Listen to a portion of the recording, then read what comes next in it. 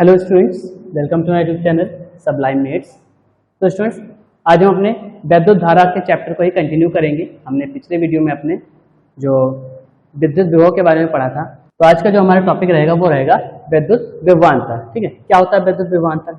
जैसे हमने अपने पिछले वीडियो में पढ़ा था कि विभव क्या होता है, कि विभव किसी एकांक आवेश को अनंत से वैद्युत क्षेत्र के किसी बिंदु तक लाने में किया गया कार्य उस आवेश का विभव कहलाता है। ठीक है, तो सेम ऐसे क्या होता है, अब उसमें क्या था, एकांक आवेश था, यानी एक आवेश था, लेकिन इसमें कितने होंगे, दो आवेशों के मध्य जो विभव का अंतर होगा उसे हम क्या बोलेंगे, विभवांतर बोलेंगे। अच्छा, तो विद्युत विभवांतर क्या होता है? विद्युत विभवांतर होता है, जैसे मान लीजिए ये एक इलेक्ट्रिक फील्ड है, ये बिंदु ए है और ये बिंदु बी है। ठीक है, तो विभव होता था कि किसी एकांक आवेश को अनंत से वैद्युत क्षेत्र के किसी बिंदु तक लाने में किया गया कार्य। ठीक है, तो इसमें क्या होता है, यहाँ पर मान लीजिए जैसे हमारा जो विभव होगा वो क्या होगा, VV होगा, और यहाँ पर जो हमारा विभव होता है वो क्या होगा, VA। तो इस एकांक आवेश को एक बिंदु से दूसरे बिंदु तक ले जाने में किया गया कार्य ही हमारा विभव विद्युत विभवांतर कहलाता है। ठीक है, इसे हम किससे डिनोट करते हैं, इसे हम डेल V से डिनोट करते हैं। तो डेल V बराबर होता है VV माइनस VA। ठीक है, यानी बिंदु B से आवेश को उठा के कहाँ लाया गया है, बिंदु A पर, यानी तब बिंदु B पर जो विभवांतर था उससे हम बिंदु A पर जो विभवांतर है उसको माइनस कर देंगे, तो हमें जो मिलेगा वो हमारा होगा विभवांतर होगा। ठीक है, अब जैसे देखिए हमारा एक क्वेश्चन है जो कि क्या कह रहा है, 5 कूलाम आवेश को एक बिंदु से दूसरे बिंदु तक ले जाने के लिए 25 जूल ऊर्जा खर्च करनी पड़ती है। यदि पहले बिंदु पर विभव 10 वोल्ट है तब दूसरे बिंदु पर विभव ज्ञात कीजिए। ठीक है, तो जैसे देखिए हम फिगर के थ्रू समझ लेते हैं। ये हमारे दो बिंदु हैं। ठीक है, इसको हम नाम दे रहे हैं फर्स्ट और इसको नाम दे रहे हैं सेकेंड। ठीक है, तो यहाँ पर तो इस पर जो विभव है यानी V1 होगा और इस पर जो विभव होगा वो क्या होगा, V2 होगा। ठीक है, तो अब इस बिंदु पर मान लीजिए ये प्लस Q चार्ज है। ठीक है, अब इसको हम उठा के कहाँ पर लेके आएंगे, इस वाले बिंदु पर लेके आएंगे जो कि हमारा है V2। तो इस पर लाने के लिए जो हमारा कार्य करना पड़ता है, W इक्वल टू जो है वो कितना है, 25 जूल है। कितना है, 25 जूल है। और हमारा जो V1 पर जो विभव है वो कितना है, 10 वोल्ट है। ठीक है, कितना है, 10 वोल्ट है। आवेश कितनी पावर का है, 5 कूलाम का आवेश है, यानी Q बराबर कितना है, 5 कूलाम। कितना है, 5 कूलाम। ठीक है, तो हमें क्या निकालना है, V2 का मान निकालना है, कोई दिक्कत नहीं है। अभी हमने फॉर्मूला पढ़ा था del V equal W upon Q। ठीक है, ये हमने पढ़ा था। तो अब डेल V बराबर क्या होता है, डेल V बराबर होता है हमारा V2 माइनस V1। जैसा भी हमने पढ़ा था VV माइनस VA, तो डेल V बराबर हो जाएगा हमारा V2 माइनस V1 बराबर W अपॉन Q। ठीक है, अब क्या करेंगे, इसमें हम मान रख देंगे। हमें W भी पता है, Q भी पता है, ठीक है, और V1 की वैल्यू भी पता है, तो इससे हम क्या निकाल लेंगे, V2 की वैल्यू निकाल लेते हैं। चलिए निकाल लेते हैं, इसमें मान रख देते हैं। तो V2 माइनस 10, क्योंकि हमारा V1 कितना दिया हुआ है, 10 दिया हुआ है। अब क्या करेंगे, देखिए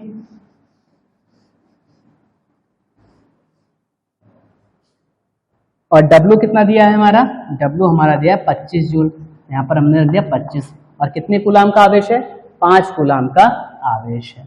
ठीक है, तो इसको सॉल्यूशन करने से पहले सबसे पहले आप क्या लिया करें कि जो जो चीज दिया हो वो लिख लीजिए। जैसे हमें Q दिया हुआ है, Q कितना है, 5 कूलाम। ठीक है, W यानी काम क्या दिया हुआ है, 25 जूल का। ठीक है, उसके बाद एक विभव दिया है तो इसको हम नाम दे देते हैं V1 बराबर दिया है 10 वोल्ट। ठीक है, अब बस यही रखते हुए चले जाते हैं। तो देखिए 5 कम 5, 5 बच्चे 25, तो V2 बराबर इस 10 को क्या कर देंगे, उधर शिफ्ट कर देंगे, तो 5 प्लस 10, तो V2 की वैल्यू कितनी आ गई, 15 वोल्ट। कितनी आ गई, 15 वोल्ट। ये आ गई आपकी V2 की वैल्यू। इसी को हम क्या बोलते हैं, विभवांतर कहते हैं, कि एक विभव पर कुछ और मान हो और दूसरे बिंदु पर उस विभव कुछ अलग हो, तो यही हमारा कहलाता है पोटेंशियल डिफरेंस, या जिसे हम बोलते हैं विभवांतर। ठीक है, चलिए एक और क्वेश्चन सोल्यूशन कर लेते हैं, तो उसकी हेल्प से आपको और अच्छे से समझ में आएगा। जैसे देखिए एक हमारा अगला एग्जांपल है, 118 वोल्ट पर एक बिंदु से 128 वोल्ट पर किसी बिंदु तक 2 कूलाम के आवेश को 2 कूलाम के एक आवेश को कितना कार्य करना पड़ेगा। ठीक है, जैसे देखिए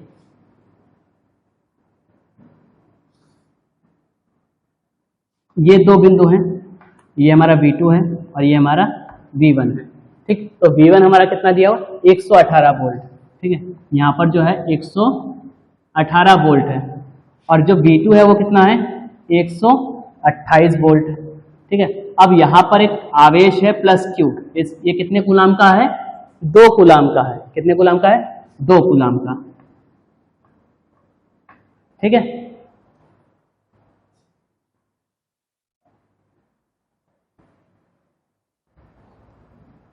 दो कूलाम का आवेश है। ठीक, तो इसको क्या करना है, इस बिंदु से इस बिंदु तक आने के लिए कितना कार्य करना पड़ेगा, यानी हमें क्या निकालना है, W निकालना है। इस आवेश को यहां से यहां तक आना है। ठीक है, तो उसके लिए इसको कुछ काम करना पड़ेगा, मेहनत करनी पड़ेगी, तभी तो आ पाएगा, ऐसा थोड़ी ना उठ के चला आएगा। ठीक है, तो हम क्या करेंगे, इसमें देखेंगे इसे कितना काम करना पड़ेगा, कितनी मेहनत करनी पड़ेगी। तो जो हमारा फॉर्मूला होता है del V equal to W upon Q होता है, और डेल V बराबर क्या होता है, डेल V बराबर होता है हमारा V2 माइनस V1। ठीक है, डेल V क्या होता है हमारा, V2 माइनस V1 बराबर W अपॉन Q। ठीक है, क्या करेंगे, वैल्यू रख देंगे और हम W फाइंड आउट कर लेंगे। V2 की वैल्यू कितनी दी हुई है, 128, तो यहाँ पर रखते हैं। V1 की वैल्यू कितनी दी हुई है, 118। ठीक, W कितना दिया हुआ है, अरे W तो दिया ही नहीं है, W हमें निकालना है। ठीक है, तो W वैसे का वैसे ही रहेगा। Q कितना दिया हुआ है, आवेश कितना है, 2 कूलाम का है। कितना है, 2 कूलाम, तो यहाँ पर हमने लिख दिया 2 कूलाम। ठीक, अब क्या करेंगे, देखिए इनको सोल्यूशन कर लेते हैं। 128 में से 118 अगर सब्ट्रैक्ट करें तो कितना बचेगा, 10 बचेगा। तो यहाँ पर हमने लिख दिया 10 इक्वल टू W अपॉन 2। अब जब W की वैल्यू करनी है तो उसका क्या करेंगे, क्रॉस मल्टीपल कर देंगे। तो W इक्वल टू कितना आ गया हमारा, 20 जूल। कितना आ गया, 20 जूल, यानी आवेश को 20 जूल का काम करना पड़ेगा बिंदु सेकंड तक आने के लिए। मतलब बिंदु 1 से 2 तक आने के लिए 20 जूल का कार्य करना पड़ेगा। ठीक है, समझ में आ गया ना। ठीक, चलिए अब अगले टॉपिक की तरफ बढ़ते हैं, जो कि हमारा रहेगा रेजिस्टेंस, यानी प्रतिरोध। क्या होता है प्रतिरोध, आइए समझते हैं। अगला जो हमारा टॉपिक है इलेक्ट्रिक करंट का, वो है विद्युत प्रतिरोध, यानी इलेक्ट्रिक रेजिस्टेंस। क्या होता है इलेक्ट्रिक रेजिस्टेंस। अच्छा, रेजिस्टेंस को समझने से पहले अगर आपने अभी तक हमारे चैनल को सब्सक्राइब नहीं किया तो हमारे चैनल को सब्सक्राइब कर लें और पड़ोस में दिख रहे बेल आइकन की घंटी को जरूर हिट कर लें, जिससे हमारे नए वीडियो की नोटिफिकेशन सबसे पहले आपको मिले। ठीक है, चलिए इसको देखते हैं। प्रतिरोध क्या होता है। अच्छा, प्रतिरोध का मतलब क्या होता है, पहली बात तो ये समझते हैं। प्रतिरोध का मतलब होता है रुकावट। ठीक है, प्रतिरोध का मतलब होता है रुकावट। जैसे आप कहीं पर जा रहे हो,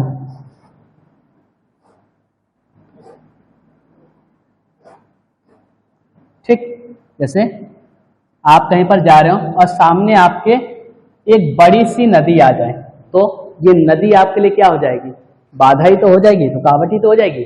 तो वैसे ही इलेक्ट्रिक सर्किट होते हैं। ठीक है, क्या होता है, इलेक्ट्रिक सर्किट होता है जिसमें रुकावटें जब आती हैं, ठीक है,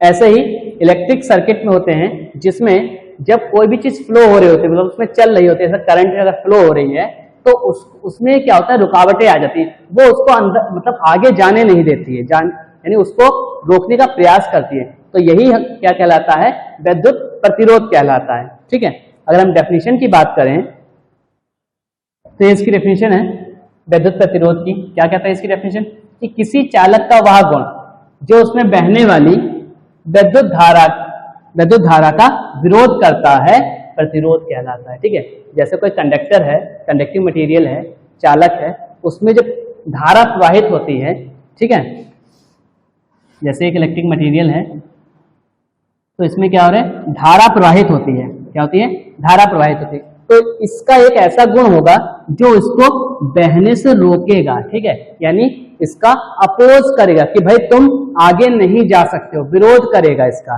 ठीक है, यही उस कंडक्टिव मटेरियल का क्या कहलाएगा, प्रतिरोध कहलाएगा। ठीक, क्या कहलाएगा, प्रतिरोध। हर चालक में कुछ ना कुछ प्रतिरोध जरूर होता है। कोई भी ऐसा कंडक्टिव मटेरियल लाई नहीं करता है जिसमें जीरो रेजिस्टेंस हो। ठीक है, तो इसे हम किससे डिनोट करते हैं, इसे हम कैपिटल आर से प्रदर्शित करते हैं। ठीक है, इसे कैपिटल आर से प्रदर्शित करते हैं। ठीक, इसे कैपिटल आर से प्रदर्शित करते हैं और इसका जो फॉर्मूला होता है वो होता है R equal to V upon I. R equal to क्या होता है, V अपॉन आई। ठीक है, यहां पर V का मतलब क्या हुआ, वोल्टेज यानी पोटेंशियल। ठीक है, क्या हुआ, पोटेंशियल, और I का मतलब करंट। ठीक है, तो R equal to V upon I हो गया। ठीक, अच्छा, प्रतिरोध को समझेंगे, जानेंगे कैसे कि सर्किट में प्रतिरोध का क्या है। तो प्रतिरोध का जो सिंबल होता है वो कुछ इस टाइप से होता है। ठीक है, इस टाइप से आपको जहां पर सिंबल दिखे तो इसको बोलते हैं प्रतिरोध। क्या बोलते हैं, प्रतिरोध या रेजिस्टेंस। ठीक है, चलिए अगले टॉपिक की तरफ बढ़ते हैं जो कि हमारा है ओम का नियम। ठीक है, जो इसी को ही प्रतिपादित करता है कि मतलब कैसे ये करंट का अपोज करता है। ठीक है, चलिए अच्छा, पहले ये हम देख लेते हैं कि प्रतिरोध किन किन चीजों पर निर्भर करता है। ठीक है, तो उनको हम देख लेते हैं कि जो फैक्टर हैं, कौन कौन से फैक्टर या कारक इनको प्रभावित करते हैं प्रतिरोध को। ठीक है, वैद्युत प्रतिरोध के कारक यानी वैद्युत प्रतिरोध किन किन चीजों पर निर्भर करता है। तो सबसे पहला होता है लंबाई पर। ठीक है, सबसे पहला होता है लंबाई। ठीक, मटेरियल जितना ज्यादा लंबा होगा रेजिस्टेंस भी उतना ही ज्यादा होगा, यानी R is directly proportional to L। Resistance बढ़ेगा कब, जब लंबाई बढ़ेगी, और अगर लंबाई कम होगी तो रेजिस्टेंस कम होगा। ठीक है, तो इसीलिए प्रतिरोध जो है वो चालक की लंबाई पर निर्भर करता है। पहला फैक्टर ये हो गया। दूसरा फैक्टर होता है अनुप्रस्थ काट का क्षेत्रफल।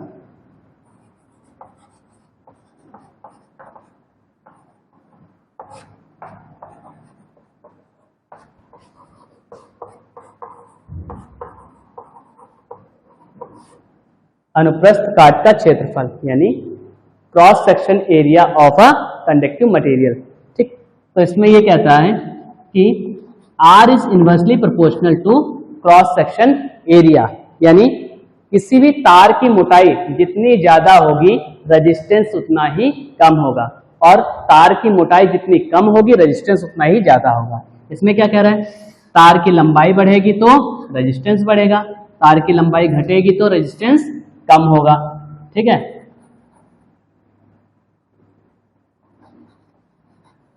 ठीक, और इसमें क्या कह रहा है सेकंड वाले में, अनुप्रस्थ काट का क्षेत्रफल, यानी तार जितना पतला होगा रेजिस्टेंस उतना ज्यादा होगा, तार जितना मोटा होगा रेजिस्टेंस उतना ही कम होगा।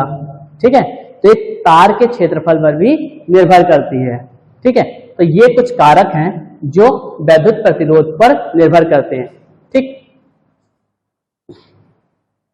तो हम लोग जो अपने घरों में वायरिंग करते हैं, जैसे जो खंबे से हमारा जो केबल आता है वो देखिए हम मोटा केबल लगाते हैं, पतला केबल क्यों नहीं लगाते? पतला केबल इसलिए लगाते हैं क्योंकि उसकी अनुप्रस्थ काट का क्षेत्रफल कितना होता है, कम होता है। जब कम होगा तो रेजिस्टेंस ज्यादा होगा, रेजिस्टेंस ज्यादा होगा तार में क्या होगी, हीट जनरेट होगी, यानी वो गर्म हो जाएगा, और गर्म होने से वो मटेरियल क्या हो जाएगा, पिघल जाएगा और हमारा तार कट जाएगा। इसीलिए क्या करते हैं, हम मोटे तार वाला यूज करते हैं। तो मोटे तार में रेजिस्टेंस कम होता है और करंट अच्छे से फ्लो होती है, ठीक है। तो जिसमें रेजिस्टेंस कम होगा, यानी ऐसा रास्ता जिसमें गड्ढे गुड्ढे ना हो, उसमें क्या हो जाएगा, आप एकदम भागते हुए चले जाएंगे। लेकिन जिस रास्ते में बहुत ज्यादा गड्ढे हैं, पत्थर पड़े हुए, तो वहां पर दिक्कत हो जाएगी ना, आप गिर सकते हैं, चोट लग सकती है। सेम ऐसा ही होता है करंट के साथ में।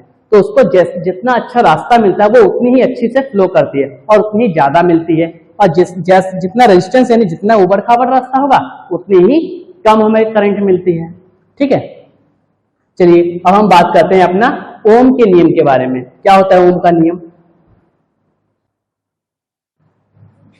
ठीक है। देखिए ओम का नियम क्या कहता है, ओम का नियम ये कहता है कि किसी चालक में प्रवाहित होने वाली वैद्युत धारा उस चालक के दोनों सिरों पर उपस्थित विभवांतर के अनुक्रमानुपाती होता है, ठीक है। जैसे मान लीजिए ये एक चालक है, ठीक है, और इसमें करंट प्रवाहित हुई धारा आई, और यहाँ पर इसका कोई पोटेंशियल मान लीजिए, ठीक है, यहाँ पर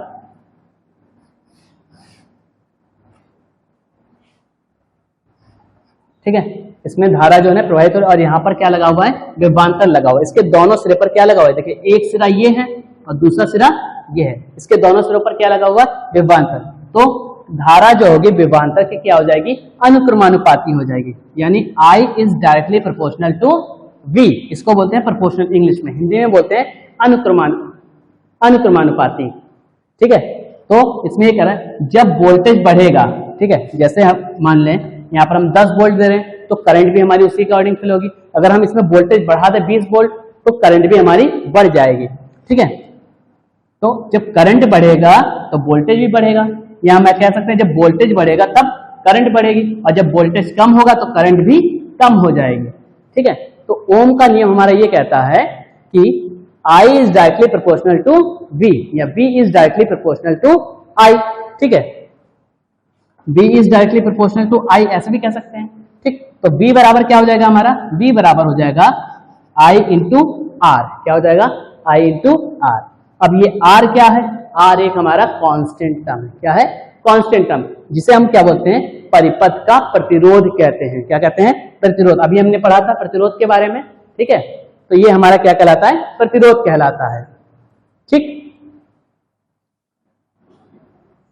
तो इससे जब हम करंट निकालेंगे तो करंट अब हमारा क्या हो जाएगा, तो I इक्वल टू हो जाएगा V अपॉन R। इससे हम क्या निकालेंगे, अपनी करंट निकालेंगे, यानी धारा निकाल लेंगे, ठीक है। और अगर हमें वोल्टेज निकालना है परिपथ का तो V इक्वल टू क्या हो जाएगा, IR हो जाएगा। क्या हो जाएगा, IR।